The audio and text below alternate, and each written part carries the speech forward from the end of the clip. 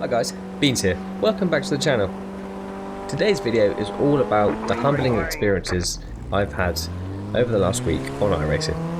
Now I know this isn't the usual LFM ACC content I usually post, but that is for good reasons. Ever since the release of the 1.9 update over on ACC, I've had nothing but issues with the game. The LFM platform has been having connection issues, so I'll go into a race and at random intervals I lose connection to the server. When I'm raising these issues, all I get told is to basically persevere and suck it up without any ELO compensation.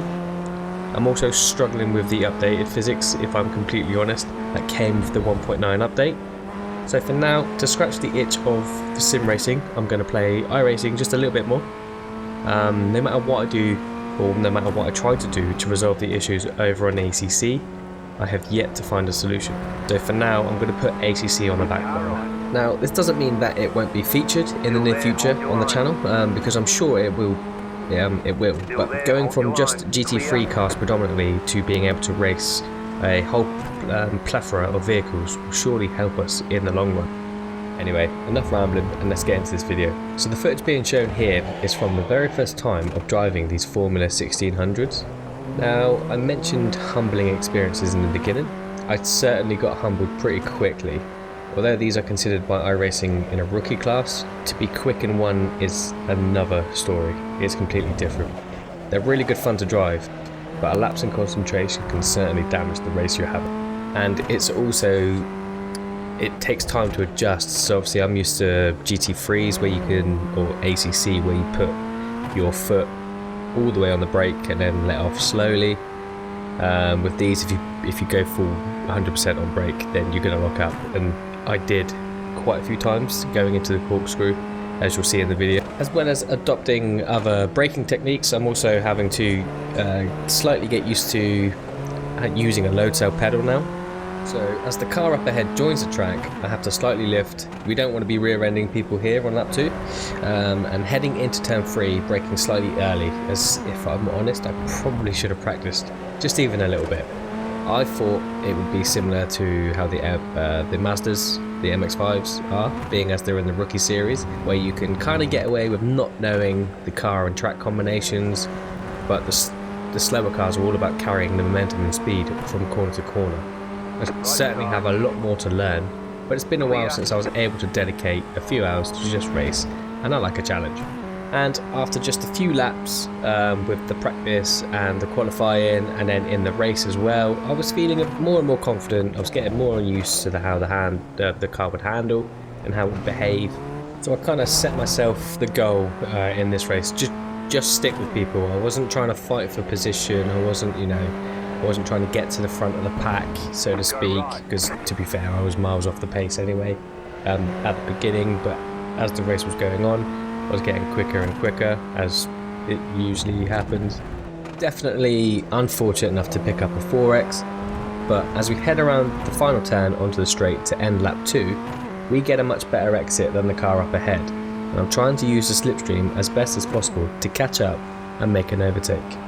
So going around turn 1, if you can call it a turn, the inside's wide open, so I've gone for the move down the inside, braking slightly later than our opponent and getting it stopped in time for the corner, making the move stick, and we can try and push to catch the cars up ahead.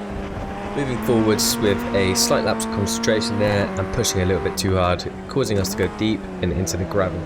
Luckily we keep it pointing forwards and we're able to rejoin, and we've caught up a little bit of time on the car ahead, and we still managed to post our fastest lap of the session so far despite going off.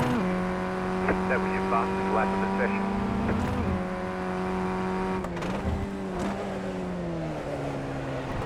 Jumping ahead, coming out of the corkscrew around turn 9, there's a call for a car up ahead on the right, and from what I can gather, a back marker has a role to play in this, as heading into the final turn, the car up ahead just completely loses it and rams him off.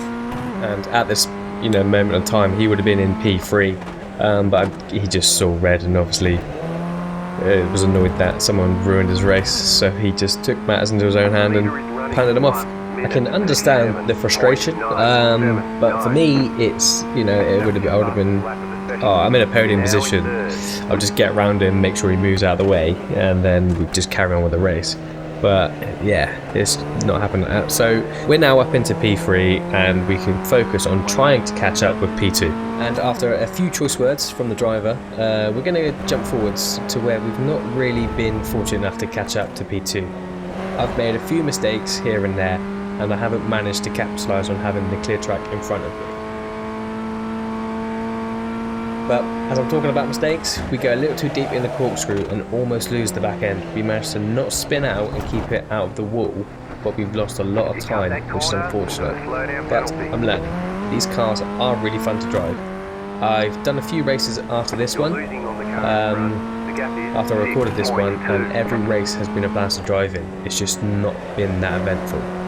I find the level of competition on iRacing is a lot more fierce.